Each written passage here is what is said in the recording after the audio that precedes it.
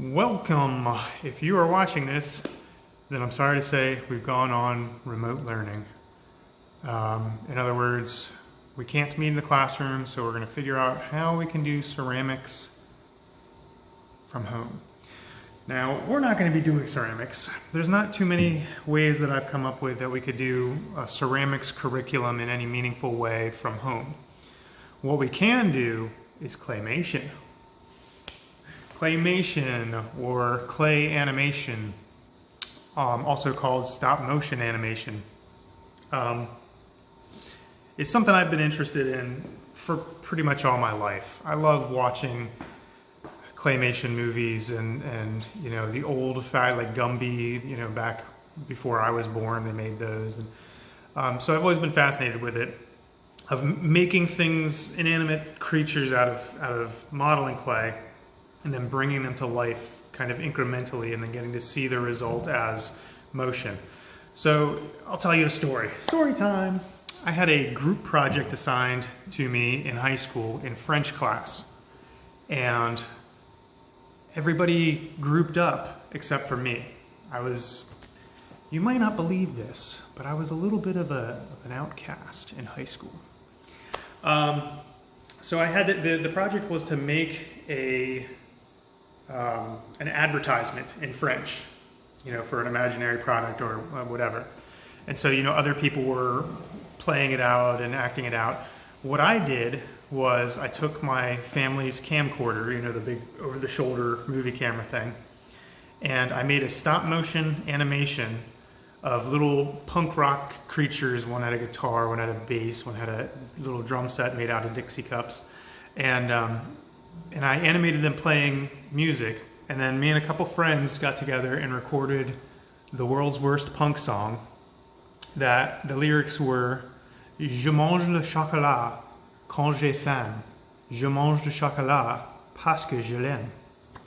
Which, pardon my terrible pronunciation, translates to, it's probably not even grammatically correct, I'm not certain. It translates to, I eat chocolate when I'm hungry. I eat chocolate because I love it. And it just repeated that line over and over again over a 3-chord, you know, punk rock thing. And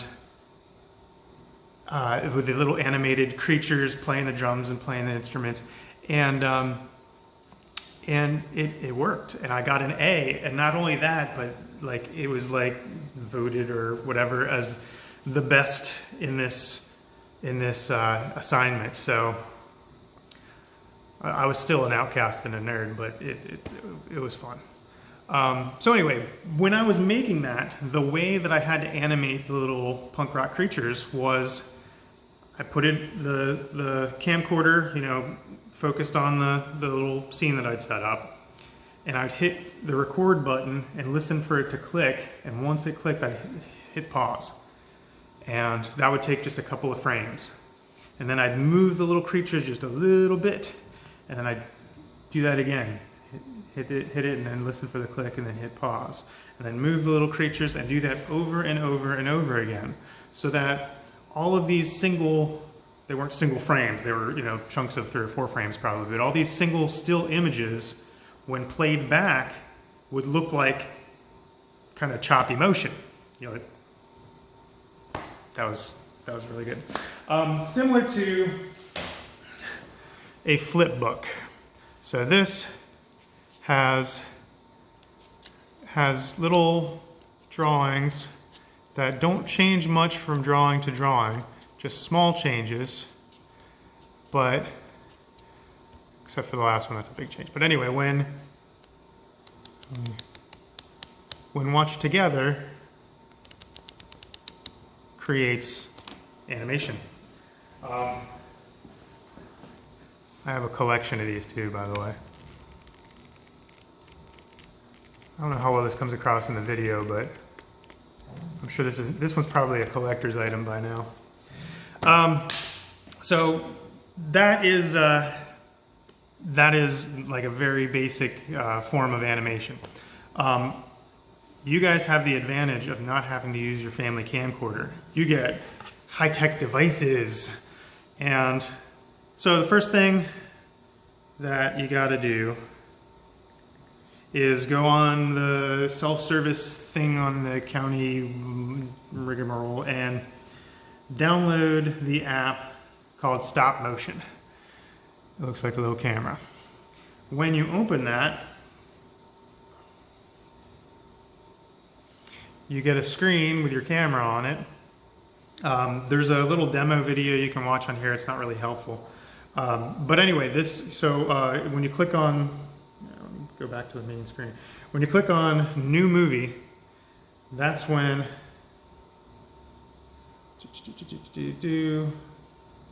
dismiss. Okay, that's when you get your camera, okay? And you're gonna have to figure out a way to prop that up because you don't want the camera on the iPad to move at all when you're doing this. Otherwise, you'll get this herky-jerky animation. So, just propping it up on between a couple of books or, whatever soup cans or whatever that you've got laying around will be sufficient. I'm just going to lean it against this. And now this camera is stuck. Camera one, camera two. Oh, come on. Okay, sorry about that. So what I want to do is, just for a trial run, is I'm going to animate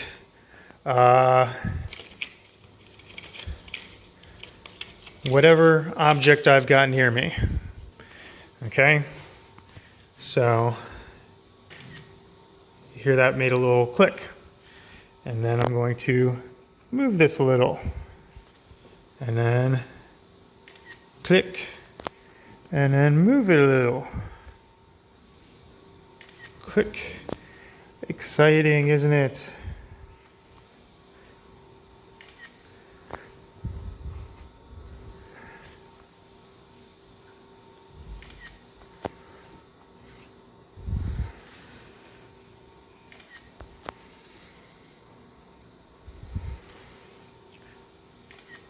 Now I'm moving it quite a bit between frames, so I know that this is not going to be a smooth, fluid animation. But this is just a demonstration. Sorry if I'm making you motion sick here. Alright, I've got 12 frames now, so at this point, if I scroll through them, why do we have bells on Friday? All right, if I scroll through them, then it, you can see how it looks like my little stick thing has come to life. Now, let me think.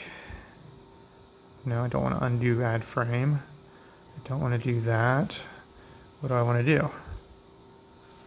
I want to do timer? No. All right. You know what? I'm still figuring out this app, so I'm going to figure out how to do the playback and how to save the file, and I'll be right back with you.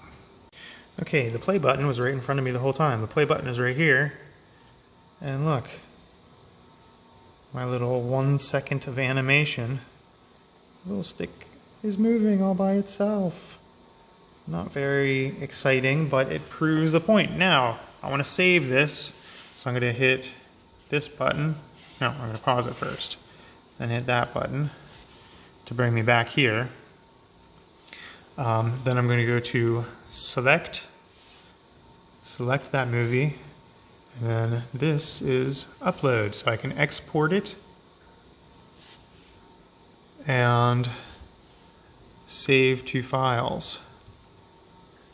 And I want to save it on my iPad, and just going to save it. Can I just save it? No. I'm just going to hit save, see where it goes. Now, when you go to submit that on Schoology, I don't have Schoology on here, so you're just going to have to take my word for it. Just like when you posted pictures of your pottery, you're going to submit your little test animation. 12 frames is fine. and submit it, you know, when you go to add file, instead of taking a picture from the camera, you're gonna have to find that file wherever it's saved. I'm not really sure where it's saved on there now. I'll go looking for it later, but it shouldn't be too hard to find. And then submit it to Schoology, and then I'll be able to watch it and grade it. And I'm not looking for a lot for this first try. I'm not looking for your masterpiece. I just want to see that you figured out how to use the app. It shouldn't take you more than a half hour to figure it out. Now for the next animation, I'm going to have more specific requirements of, you know, subject matter and length and things like that. And we'll talk about character, you know, how to create creatures and how to give them expressive qualities and all that fun stuff. So in the meantime, what I'd like you to do, the bell, it vexes me, is buy some modeling clay. You might already have some of this at home, or find some around the house kind of stuff that you can create a creature or a subject matter with. Okay, it could be, you know, you can unspool paper clips and bend the wire to create something. You can use, if you've got Play-Doh at home, if you've got, you know, there's millions of recipes for modeling clay, you know, online that you could mix up with ingredients you have in your house. You could even use, you know, like you could modify action figures or construct them out of cut up paper, okay?